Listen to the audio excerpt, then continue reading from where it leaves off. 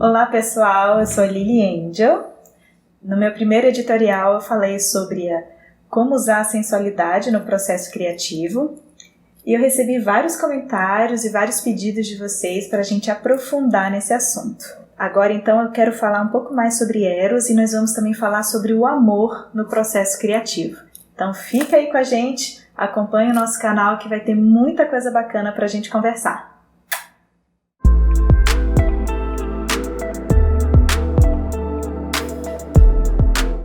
Há muitos anos atrás, eu li um livro que me marcou muito.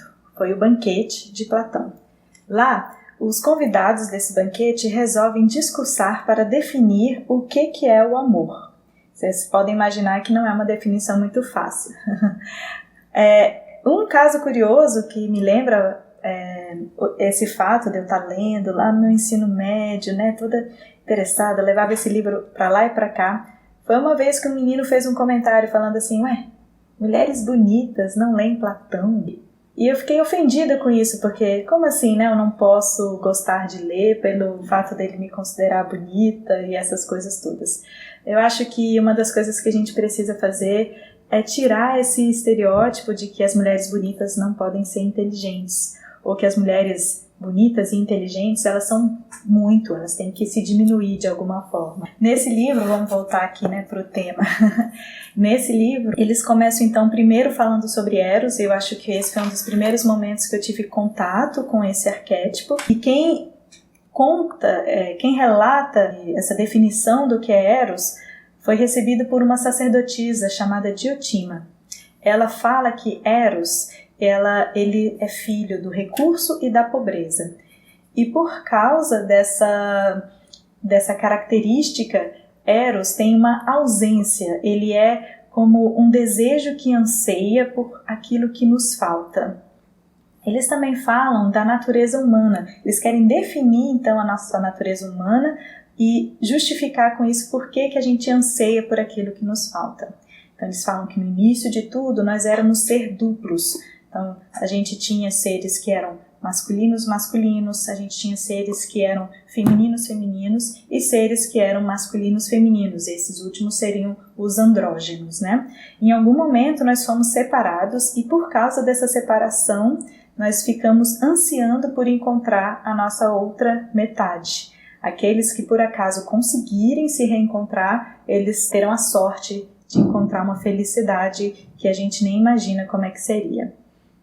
Então, nesse ponto de vista, se Eros é aquilo que a gente anseia porque nós não temos, nós só podemos amar aquilo que nós não somos. A gente só pode amar o que a gente não tem. Então, se eu anseio pelo belo, quer dizer que eu não consigo enxergar isso em mim.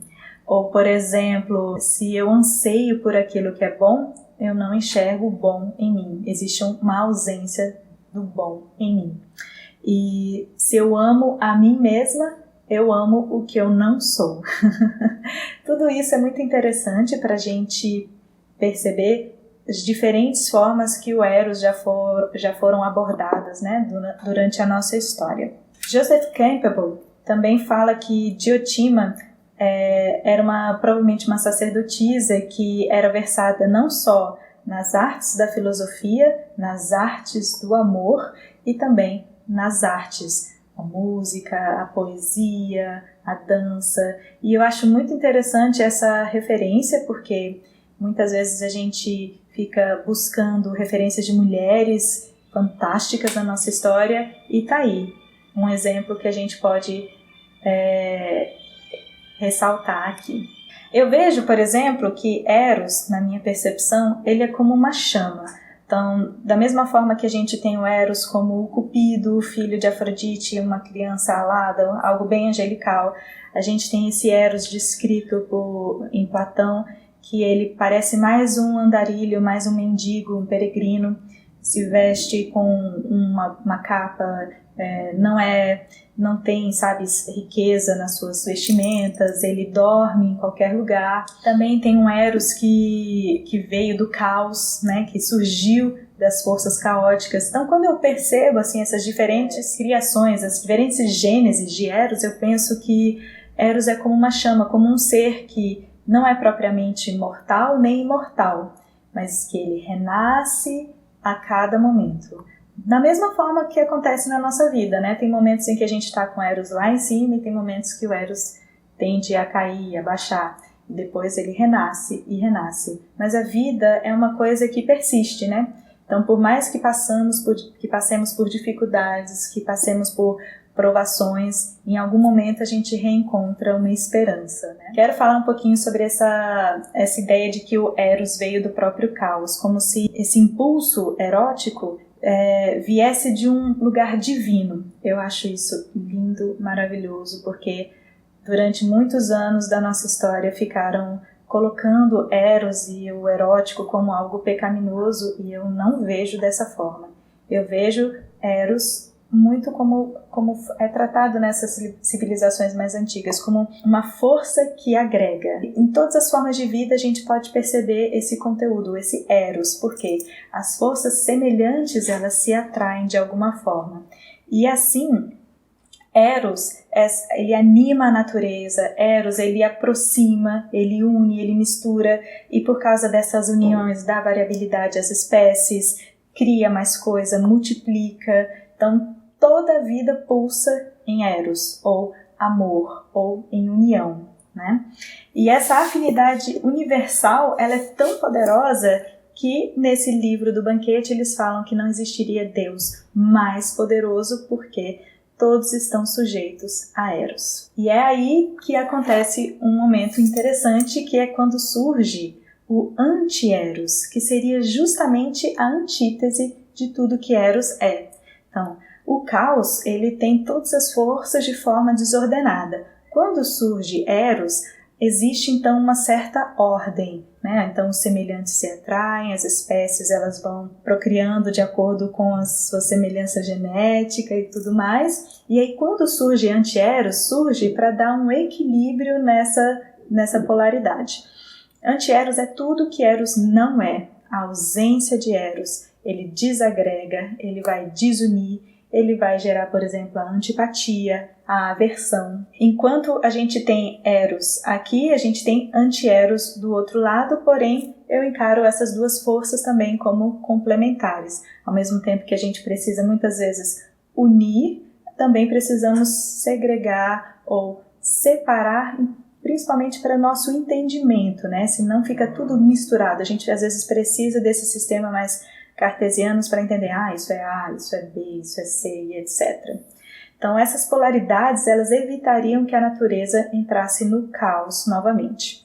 Eros e anti-Eros também poderia mostrar as fraquezas ou as ambiguidades do amor, esse momento em que o amor ele une, de repente o amor ele desune, e nem preciso pensar em quantas histórias a gente tem disso, né? A gente também pode perceber que no mito Eros, quando ele nasce, ele é retratado como uma criança. E o que acontece é que ele nunca chega à idade adulta. Então, Afrodite, que numa das versões é a sua mãe, ela considera a hipótese de ter um irmão para Eros, pois assim ele conseguiria amadurecer. E é aí que nasce anti-Eros. E aí, adivinha só, Eros consegue chegar à fase adulta. Ou seja, muitas vezes, nós também precisamos de relacionamentos para amadurecer.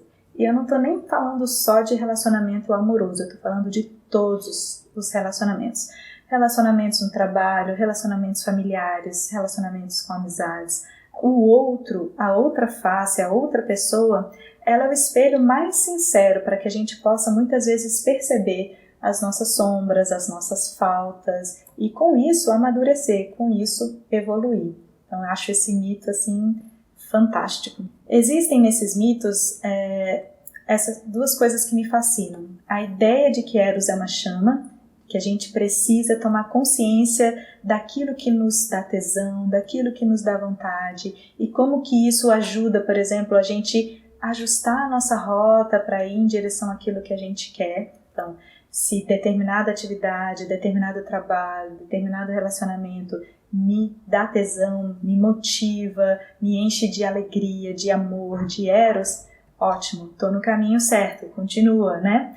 Mas se de repente alguma coisa fica esquisita, eu sinto esse desânimo, parece que não tem mais graça. Conseguir avaliar por quê, onde foi o Eros, onde eu descuidei dessa chama, né?